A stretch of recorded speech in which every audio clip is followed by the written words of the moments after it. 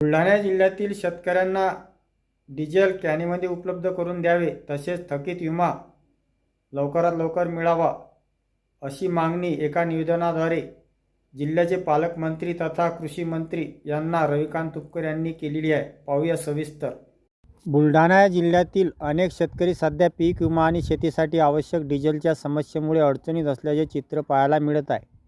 याच पार्श्वभूमीवर शेतकरी नेते रविकांत तुपकर यांनी मुंबईतील मंत्रालयात जाऊन राज्याचे कृषी मंत्री दत्तात्रय भरणे आणि पालकमंत्री मकरंद पाटील यांची भेट घेतली.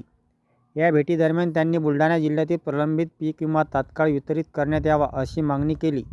तसेच शेतीच्या कामासाठी डिझेलची उपलब्धता वाढवावी आणि शेतकऱ्यांना कॅनमध्ये डिझेल मिळण्याची व्यवस्था करावी अशी विनंती त्यांनी केली.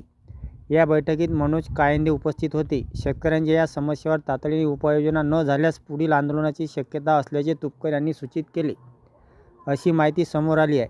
या दरम्यान शासनाकडून यावर सकारात्मक विचार केला जात असल्याची माहिती सूत्रांकडून मिळत आहे.